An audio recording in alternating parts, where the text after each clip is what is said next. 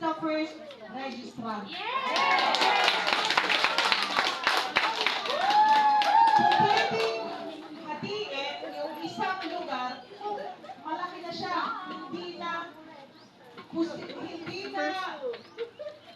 maayos i-manage, or it is not, it is big enough to manage by a single association. Kung pwede naman, wala namang pinagbabawal na hindi pwede. Kaya lang, sumunod tayo doon sa pinag-uutos ng batas na una, malaki na ba ang populasyon ng Dilang? Yes. Ilan po ba ang inyong mga members na tinuturing na nakatira dito sa barangay, yung territorial jurisdiction ng property ng Dilang?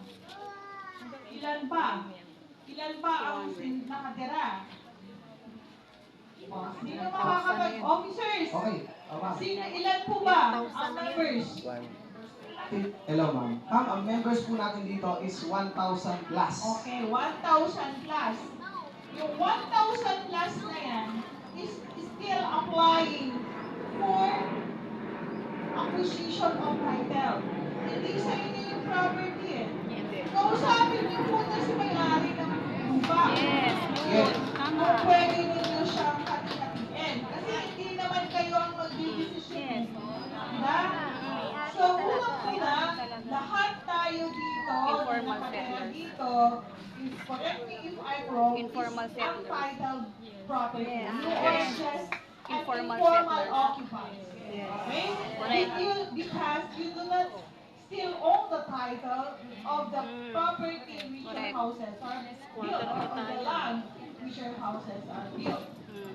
So, you have to need the consent of the Owner. owner. Yes. But if there is an existing association, ito, pinaninindigan ba? Kasi mayroon na kayong legal personality. You can now determine sino po ba ang mga miyembro ninyo. Papayagan niyo ba na mahiwalay sa inyo? Yun ang tanong. Kaya kasi kung pwede yan, magkaroon ng segregation. Segregation under the law is allowed, provided you comply with the requirements. Yes. Yun po yun. So, nasagot ko po ba ang Ma'am, maraming salamat po nakarating kayo sa lugar namin. Marami po natutunan yung mga kakalita dito. Maliit na bagay. Opo, ma'am. Ma'am, kasi ganito po, para po sa kaalaman ng DSU or EDSA. Ito po kasing lugar namin. Hindi ko kami exact ha. DSU po. Opo, ma'am. Para po sa DSU, ano po. Ito po kasing lugar namin. Since year 2000, Kilala mo na kayo, sir.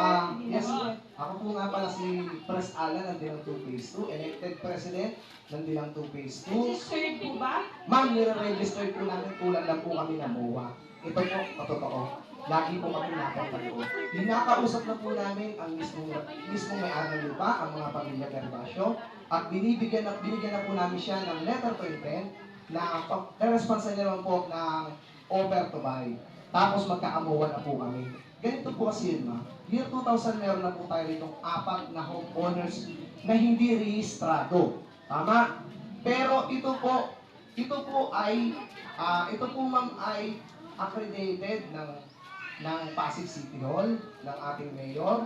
Meron po tayo sa Upaw, meron po tayo sa Barangay Affairs, meron po tayo sa barangay, na meron na pong Dilang 1, Dilang 2, Dilang 3, at Dilang 4. Bukod pa po dito, ma'am, bukod pa po dito, ma'am, sa sobrang laki po ng area, ay may kanya-kanya na po dito mga presidente na hindi rehistrado. Pero ang tanong ko dito, ma'am, sino po ba ang mother organization natin?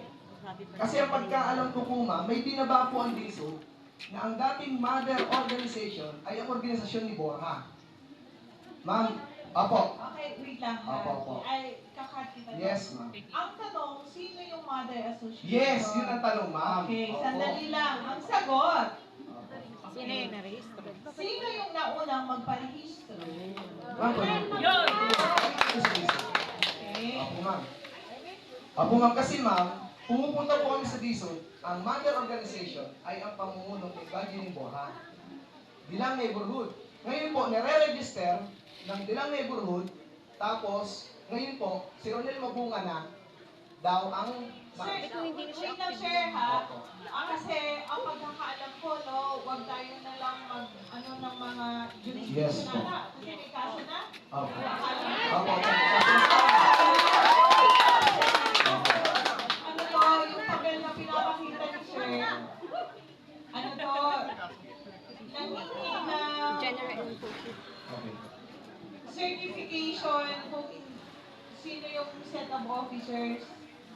Siyempre, nag-appear sa records namin na dalawa ang set of officers. Yun. Ibig sabihin, Okay may naman. dispute. Opo. Ibig sabihin, may dispute. Dalawa ang set of officers. Dalawa ang set of officers. Dalawa ang set of officers kasi yun ang nag-appear sa records. Yes po. Pero, may kulatibya kami dito.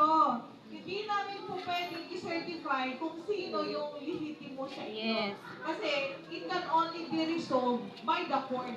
Yes. Yes. Ang lehitimo, O, diba? Dalawa. dahil legal conduct of election, hindi kami kaparte doon kung sino yung nanalo, sino yung natalo. So, wala kaming alam. So, hindi kami makakapag-certify na hindi namin alam. Yes. Kaya nakalagay dito kung ano lang ang nasa record. Okay? Ngayon, nakikita natin dito, may problema kayo. Yes. Para mapatunayan ninyo sino yung lehitimo, you have to go to the court. Reach the court and resolve. And we are not the court. Yes. Okay? So, yun po yun. Alam niyo po, ang mga bagay-bagay kasi, hindi po kasi nadadaan yan sa mga init ng ulo, sa mga pride. Sorry ha, I have to say this ha. Kasi based on my experience, dekada na ho akong namimilihan sa HOA. Pero kadalasan po, ang isang problema kung hindi inuupuan, talagang walang katapusan. So kailangan natin ayusin. Kasi wala namang bagay na hindi naaayos. Naniniwala kayo kahit nga yung sunrise at saka yung sunset, Hindi pa sila nagkaroon sila ng pagtatagpo halfway during the dawn. O diba? Madaling saga yan. Mga nanay at tatay, lolo at lola dito, nakaka-relate. Kasi wala namang bagay na hindi na pagkakasunduan sa mabubuting usapan. Paglubog ng araw sa kapag ang sibol ng araw. Bisaya, yung mabubuting usapan. Diba? So, kailangan lang natin ayusin. Kung halimbawa, meron kayong problema sa gusto nyo, ang gagaling kasi natin dito eh. Gusto natin maging leaders lahat. Di ba? O di ba? Kung lahat kayo ay magtutulungan dahil gusto nyo maging leader, eh di habang na yung lugar ninyo ay magiging magandang.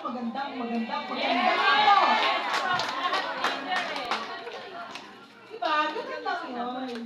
So kung gusto natin mag-serve to the community, maraming maiaambag, maraming magagawa.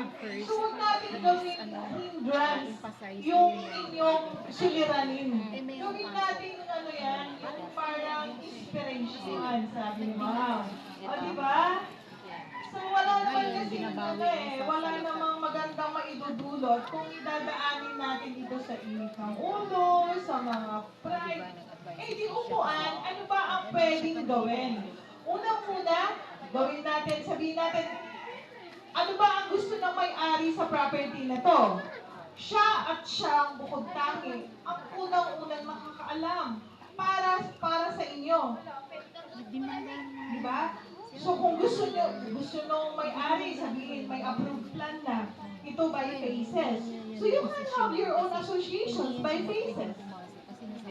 Pero sa ngayon, wala pa rin. Ayusin muna natin. Alam ko na. At saka, kung gusto nyo maging officer sa existing Ay, association, muna dyan lang. hindi naman forever ang pagiging officer, right? Yes. Naniniwala ba kayo may forever? Forever.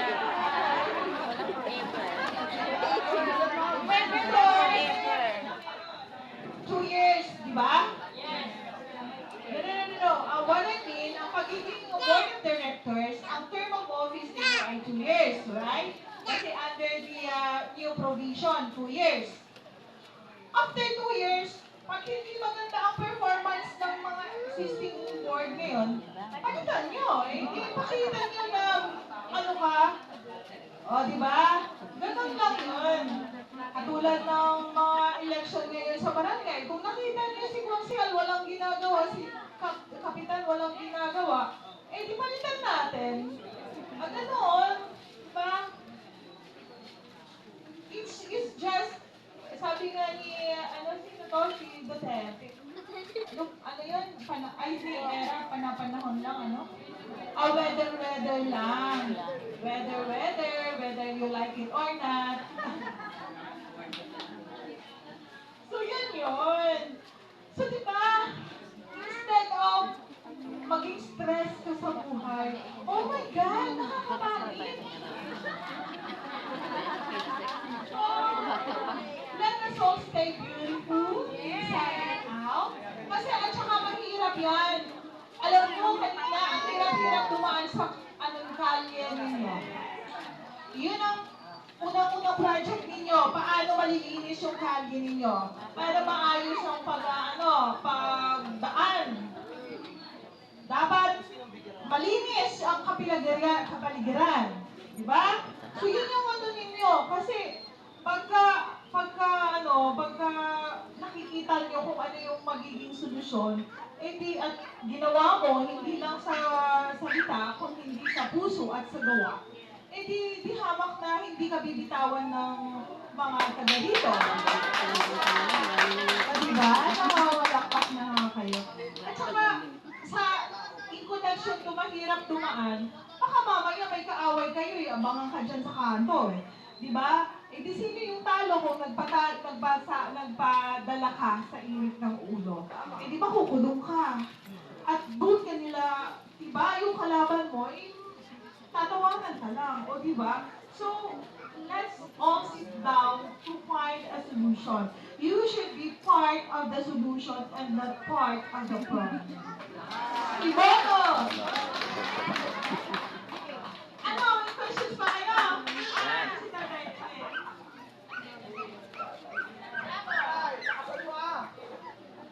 Direct to the point na lang, ma'am. Ang tanong ko, ang legit namin ngayon na presidente, si Mr. Mabungan ako pa.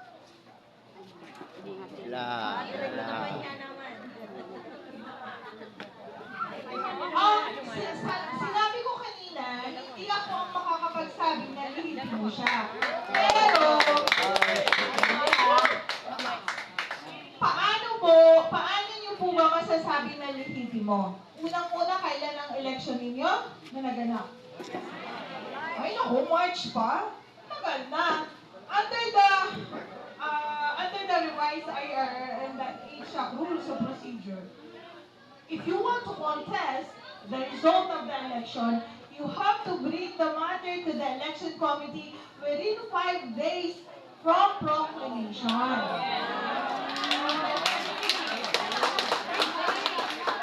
And within 5 days from proclamation, si ELCOM, kung may petition or protest, i-resolve ng election committee. Kadalasan kasi pumupunta kayo sa amin ay ayaw namin ng nanalo, ayaw namin ng ganito. So, ang sasabihin namin, dalhin nyo sa nagpa-election sa inyo, sa election committee. Kasi, katulad din ng national election, kapag may nanalo na sinasabi na dinaya, ang recourse nila sa COMELEC.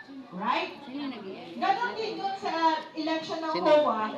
Kapag mayroon pong contest or protest sa election, dadalhin nyo sa election committee kung sino yung nagpa-election. Within 5 days from proclamation, halimbawa March 30, meron lang 5 araw para magprotesta. March 30, na-proclaim 1, 2, 3, 4, 5 ng April. Kung walang protesta within the 5-day period, ibig sabihin, moot and academic na yun. Ibig sabihin, wala na. Kasi, madi-dismiss na yung kaso ninyo pag nagdiretso kayo sa EDSA. Kasi, you failed to comply with the reglementary period of 5 days.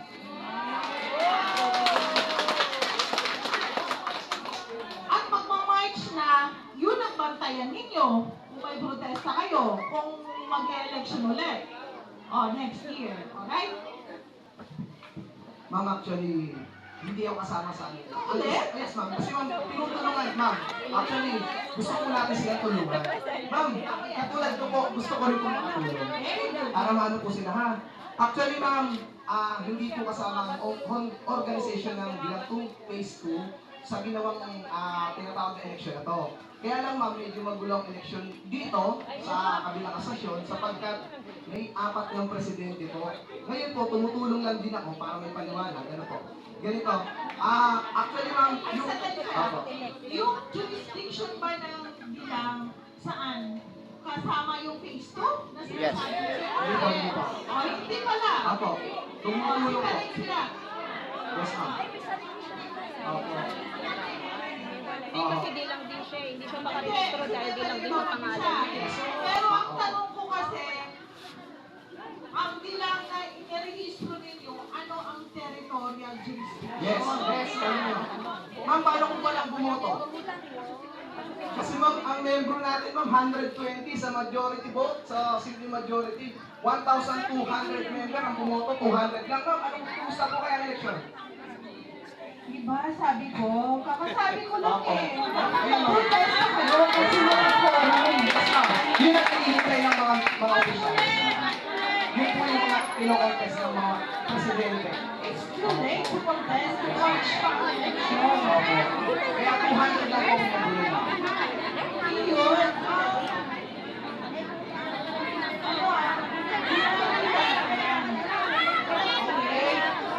Sa record servitude, ilan po ba ang sinabmit ninyo na list of members? 364 ma'am. O 400. O 400. Ano po ang territorial jurisdiction na Ma'am, nasasakupan Okay, ninyo? ganito kasi yan ma'am. Nung 400. nag-start kami po ng election ng pangkalahatan, first na pinuntahan namin isang BISU. Now, we asked for an advice for them para kung ano yung gagawin dito sa BISU, sa Dilang mismo. Then, ang advice ng mismong BISU that time is buuhin ang Dilang. Dahil yung humawak mismo o nakausap ko mismo that time, siya yung may hawak ng dispute ng Dilang for how many years. Kaya,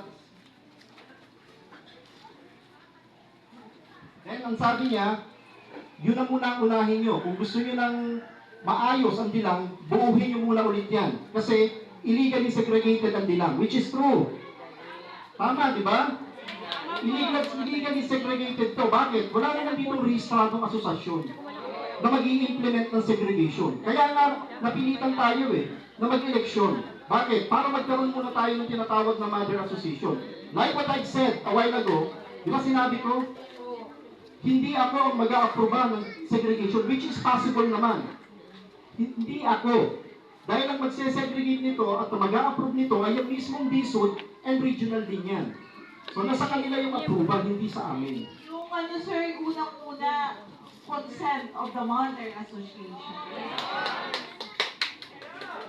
Consent. May consent kayo. Performance and segregation. So, ang importante kasi dapat matukoy ninyo, ano ba ang territorial jurisdiction doon sa in-applyan ninyo.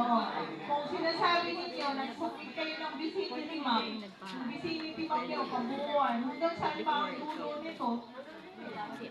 Isang diretso? Ganyan. So, ang nasasakupan ng 400 na yan, lahat yan, ganun. Oo. Pero kasi, ano ba ang membership ninyo dito? Dapat mandatory. Kasi nilalakad ninyo yung titulo. Ma'am, the problem is, pwede naman, kasi open naman Ang problema kasi, still, kinakalaban pa rin Naging interfere pa rin, which is na dapat inaayos niya, magkaroon ng isang samahan. Ang problema kasi, kanya-kanya pa rin ang samahan. Parang ang nangyayari, tere-teritoryo tayo rito, which is hindi na Opo, at saka alam nyo kung magkaroon ng phases man, ang sinasuggest natin, pwede kayong magtayo ng federation. Yung federation, ang members ninyo, yung mga different faces. May magbibili lang kayo ng officers na may tatayo. Parang on top of the HOA, may federation tayo. Yun ang nangyayari, di ba? Pwede nyo gawin yan. Tutusin. Di ba? Pwede nyo upuan. Ano ba? Ano ba ang cover ng nila? Ang mga association. Tapos, sinasabi ni Sir, phase 2. Kung nilalakad nyo na sa may-ari, ayusin na nyo, then kung nilagay sa phase 2, then kung may phase 3 pa, di ba? Tapos magtayo kayo ng federation, no, di ba? Ganda. Ganda, kasi ang federation, 2 or more associations ang members. Kung tatlo kayo, pwede na kayo mag-federate. O, di ba? Mas maganda. Yes! I-federate nyo. Question! Question! Question, ma'am. Bacolod City. Ay, Baguio pala. Doon ka na lang. Magandang hapon po, ma'am. Umaga, ma'am. Ako si Ryan Biahe. Based po dun sa removal Yan! ng Board of Directors and Trustees. Based sa Article 3, Section 13 sa ating IRR, masasabi po ba nating legitimo ang isang pagtatanggal ng isang ng presidente or kung sino man nagtanggal sa isang elected officials o elected board of directors nang hindi ginagawa yung sinasabi ng Section 13 na magkakaroon ng sign by petition and then Majority vote. i-verify ng ahensya po ninyo. Ito po ba, halimbawa po, tinanggal ngayon, tapos kinabukasan pinalitan, at sinabi na without further notice, na sinabi lang sa kanila na hindi na kayo ang opisyales. Ito po ba ay lehitimo or hindi? Okay, sige sir, thank you. Yung tanong niyo po ay petition for removal kung tama ba ang pagtatanggal ng isang board of director yun sir Kasi yung sinay kong section, removal of board of directors. Okay? Yung removal of executive officer, iba po yun. Okay? Yung sinasabi din sa section 73 ay ang board ang tinatanggal. Kasi ang board of directors ay ibinoboto ng members. Yo! Okay? Pag ibinoto ng members ang board of directors, syempre, si members lang ang may karapatang magtanggal. Yes! Okay! Pero, ang officers, kasi ang setup natin ay board type. If the executive officers are being removed, only the board of directors can do so. Hindi na i-involve si members. Ibig sabihin, kasi si board of directors nag-elect among themselves as executive officers. Ma'am, lima po, lima. Executive, president, vice, secretary, treasurer. Itong board of directors na to, sila-sila lang din, by majority vote, ang makakapagtanggal kay presidente or vice president. Kaya lang, bilang officers lang, bilang executive officer. Kung tinanggal man siya bilang presidente, board of director pa rin siya. Board member pa rin siya. Kasi hindi naman siya pwedeng itanggal ng officers or board bilang board of directors. Because it is done through a filing of a petition for removal submitted to the regional director of in the majority vote, majority petition ng members in good standing. So yun po, naintindihan niyo po? Yes. Pwedeng mawala siya sa pero andun pa rin siya kasama sa So, ibig sabihin po, may mga pagkakataon po na right to the point na po tayo. May mga pangyayari po na nangyari talaga naman. Sila po ay board of trustees, sila yung mga officers, but tinanggal din sila totally as board of director without petition. Ito po ba ay naaayon sa batas or hindi po? Sa Sandali lang po ha. Ito po ba ay wala pang kaso sa EDSA? Okay, ma'am. May kaso po ito yung mga petitions for ano? Wala.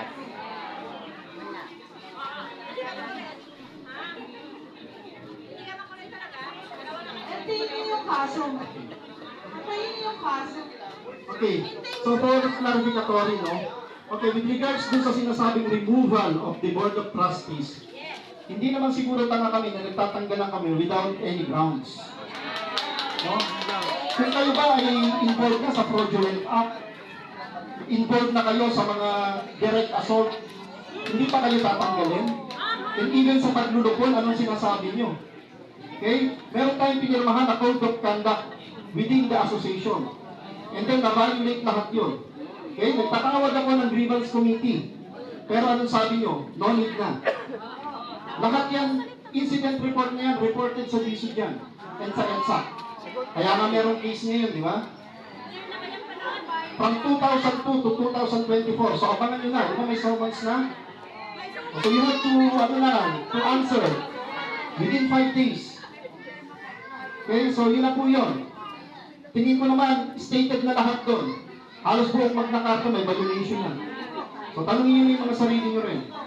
Okay? So tingin nyo ba kung hindi namin kayo ni-remove into the position na sinasabi nyo yung code na yan, sasama-sama ba tayo ng malinis pa? Na kayo na mismo nagsasabi sa akin, yuyurakan nyo na rin ako. So I have to do something, sir. With due respect. Question!